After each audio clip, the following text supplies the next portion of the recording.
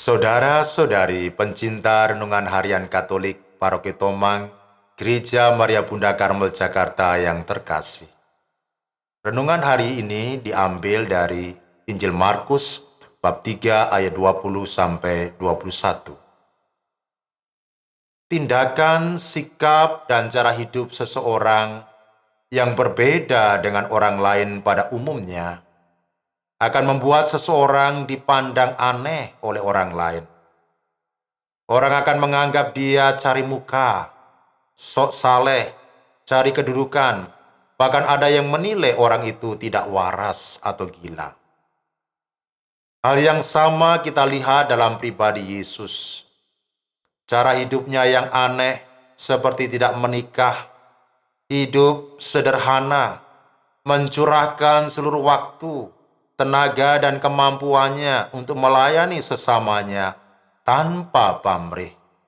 Bahkan tidak sempat makan, membuat banyak orang, terutama sanak keluarganya, menganggap Yesus tidak waras.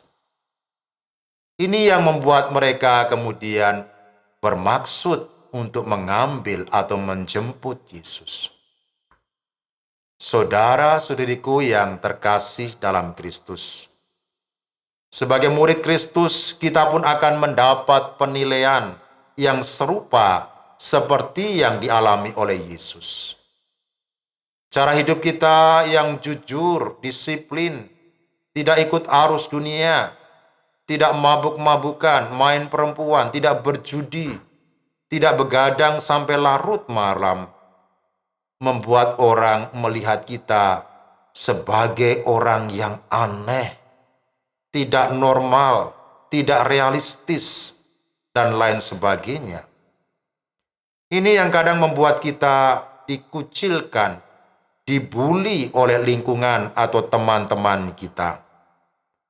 Keadaan ini yang kadang-kadang membuat kita merasa sendirian, kesepian, dan tergoda untuk meninggalkan cara hidup atau kebiasaan hidup yang baik yang selama ini kita hayati. Saudara-saudariku yang terkasih di dalam Kristus, sebagai murid Yesus, kita tidak boleh lari dari kenyataan ini. Sebagaimana Yesus yang kuat dan tabah menghadapi cercaan olokan orang-orang Yahudi demi cintanya kepada Bapanya, demikian juga kita hendaknya. Hanya dengan tetap setia pada cara hidup atau kebiasaan hidup yang baik, kendati menghadapi banyak tantangan dan kesulitan, kita akan dapat memberikan kesaksian kepada dunia yang cenderung hidup jahat, dan lebih dari itu, kita akan memperoleh mahkota kerajaan Allah dari Bapa kita di surga. Amin. Marilah berdoa. Allah Bapa yang Maha Baik, sebagai murid Putra-Mu Tuhan kami Yesus Kristus, tidak jarang kami mengalami perlakuan yang tidak menyenangkan dari mereka yang berkeyakinan lain dengan kami. Berilah kami kekuatan dan ketabahan untuk dapat menanggung semuanya itu.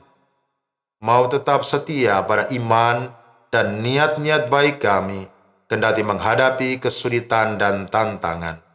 Demi Kristus, Tuhan dan pengantara kami. Selamat beraktivitas. Tuhan memberkati Anda. Bapa, Putra, dan Roh Kudus. Amin.